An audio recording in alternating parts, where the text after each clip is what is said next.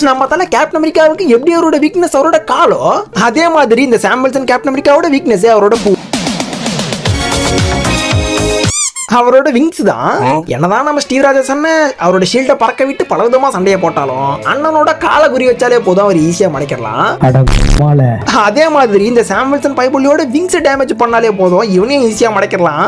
Winter soldier நம்ம சாம் கூட சண்டை போடும்போது கூட நம்ம சாமோட விங்ஸ் டேமேஜ் பண்றது மூலமா தான் விண்டர் சோல்ஜர் சாம டிஃபீட் பண்ணிருப்பாப்ல.